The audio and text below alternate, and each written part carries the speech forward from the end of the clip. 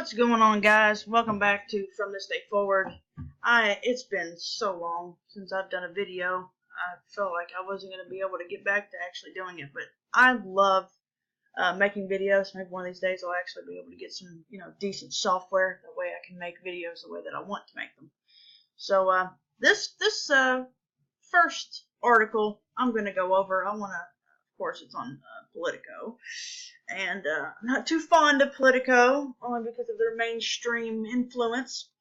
But it was written by a former heroin addict. And this is the problem I have with it, okay? Because I am not a huge Trump supporter. I'm one of those people that I'm just trying to give him a chance. Maybe he can fix some things, especially when it comes to the opioid epidemic. That's just my take on it. But she immediately criticizes him because of his plans for the opioid crisis. And after reading this, all I can really say is, lady, I'm sure you had it rough. All addicts do. It's a terrible road to go down, and many die before they can even seek recovery. But he literally just put this plan together, back in October, so let's just see if it's going to work out. Let's give it a chance, okay?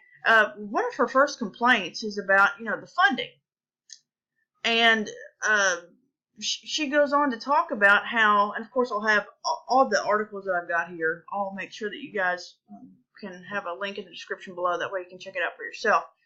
But she criticizes him and says, that he should have just took it out of FEMA. Well, I don't know if she knows this or not, or maybe she just didn't look it up, but FEMA was almost out of money at the end of September. And then they had more funds that were renewed at the end of the fiscal year. And I think it was like, I'd have to find the article for you, but it was like $7.5 billion that was renewed into FEMA. But you have to take into account the hurricanes, the wildfires, all these natural disasters that have occurred in this year alone is estimated to be between 150 to 200 billion. And I think that was before I can't remember which hurricane it was, but it was before one of them hit. I think it was the one that hit Puerto Rico. But they caused so much damage.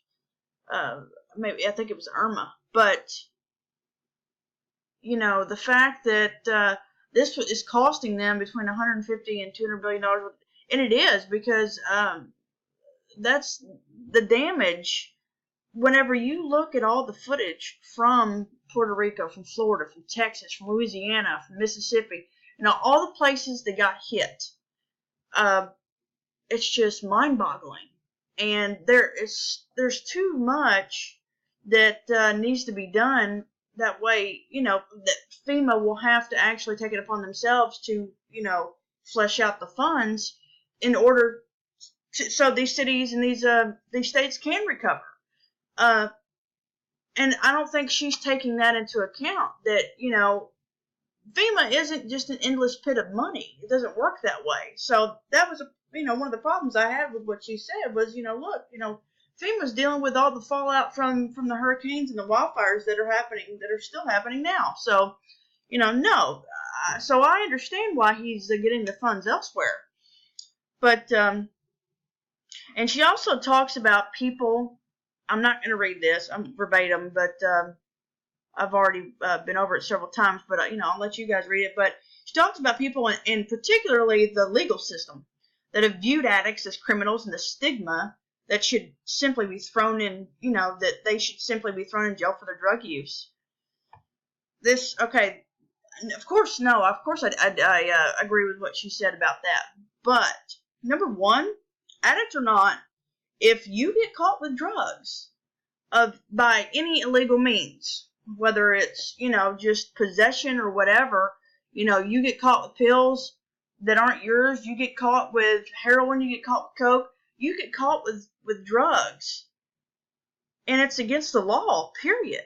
Okay? So you can't expect a slap on the wrist and for them to pity you because you're an addict So, and she had, she has a problem with that. She has a problem with the with the fact that the society looks at it this way. And well, I have a problem with society glorifying addiction and drugs, and a lot of them do that too much. And I've talked about that, I think, before, about the hip hop industry and about the rap industry. A bunch of musical artists out there, they glorify the use of drugs and alcohol, and I'm completely against that. But once I realized that I didn't care about judgment and I was going to do what was best for me and my child, I went to a treatment center, and I knew that as long as I stuck to the program and I stayed on track, that I wouldn't have to deal with the chance of losing my daughter, because she talks about, being afraid to come forward because she was afraid she was going to lose her kid.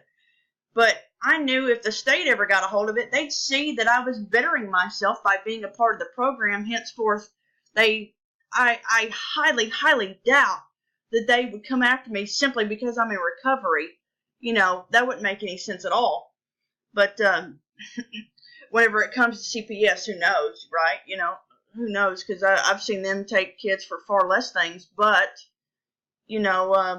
as long as you're not flaunting it, as long as, the whole world doesn't know that you're an addict or you're somebody that's trying to seek help, until you get over that hump, don't tell nobody.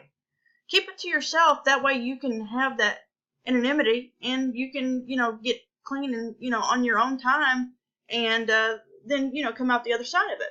You can't live your life in fear. And if that was the case, I wouldn't be in recovery today. What I'm saying is that people who are actually seeking help to find it through treatment, and hopefully President Trump will make sure more clinics are open. That way no one can make any excuses. And if you relapse and you get thrown out, try to find another place to go. Some places will still take you. And, hopefully, like I said, more places will be open. But I get her point here, but, you made the decision to relapse. I'm sorry, I've relapsed. I've relapsed about 5 times in the past, and I made the decision to do so every time. And this is the main issue I had before I got sober.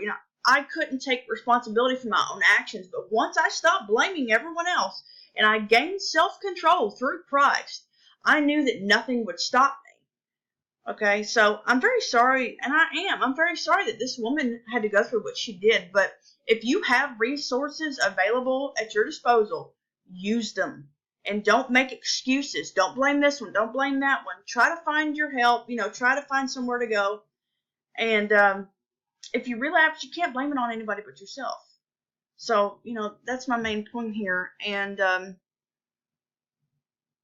her blaming, I mean, if you read it, you're like, okay, well, she's effectively blaming Trump for a little, for a lot of things here when it comes to the opioid crisis, when it comes to addiction and the stigma behind it. But I'm like, I don't agree with that. No, I'm sorry. No, it's not his fault. It's not his fault that this has happened. I'm sorry. I can't buy that, y'all. I said that with love. But also, doctors ignore drug tests for opioid patients. Here on Bloomberg, I found this article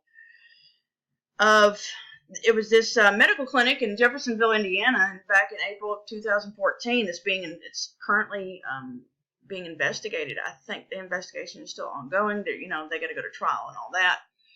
And this doctor was supplying his patients with just an insane amount of pills. And there was one patient with a history of overdoses that failed 46 urine tests. It was never confronted about it. And the doctor, backed up and was like, I didn't do anything wrong. Well, yes, you did. You allowed this to happen, and you prescribed the medication. So, doctors are partially to blame for this. They are. They overprescribe people, and they know that they're using them. They know that they know they're abusing them. They know that they're selling them. So they know, he knew that this was taking place. He was responsible for it. And I read, whenever you read through it and really get to the heart of what this is talking about, this is happening all over the country and possibly even all over the world. doctors overprescribing their patients, and then when they fail a drug test, this patient failed 46. Come on now. That's just ridiculous. There is no excuse for that. He should have been kicked out long ago for that. And the doctor stripped of his license because he was prescribing not just opiates, but a deadly cocktail of prescriptions. It was opiates, sedatives, and benzos, I think. Muscle relaxants. That's what it was. But for somebody, when a doctor's doing that, it's just a prime example of what is wrong with the system, and they are partially to blame for this. And especially, if anybody in law enforcement is listening, there's plenty in Clarksville, Tennessee you need to check out, because there's some there that I know for a fact are pill mills, some of which have already been shut down, but there's some that still need investigating. They need to be exposed. They need to be shut down, because all that's happening there is they're just supplying addicts dealers too, with drugs, and it needs to be stopped. It just needs to be stopped. They need to shut it down. But I wanted to include this last one because I just thought it really touched my heart. It really did. It brought tears to my eyes. This Muslim girl considered suicide, and she saw a vision from Jesus. I don't know if I'm saying this right, but Nikki Tayabian may have taken her life if not for God's direct intervention. According to CharismaNews.com, the Iranian college student who now lives in California contemplated suicide when God stepped in. Tayabian had been living in California since she was 7 years old, but in 2016, during a trip back home to Tehran, Iran, with family, she hit a low point. I lay in bed in a cold room inside my family's house. I was alone on purpose, she wrote in a piece for the College Fix. The isolation was my sole comfort as panic and anxiety gripped me, as self-loathing and angst got the better of me. I closed my eyes for a moment, and it was then saw an image. My eyelids flew open, and I questioned if I just saw something real. I quickly closed them back up, and a smile slowly spread across my face. Before me in my darkness, Jesus stood. I heard him say the words, "Follow me." When I returned to Southern California, I started to seek, and thankfully I started dating someone who took me to church and introduced me to a whole new family.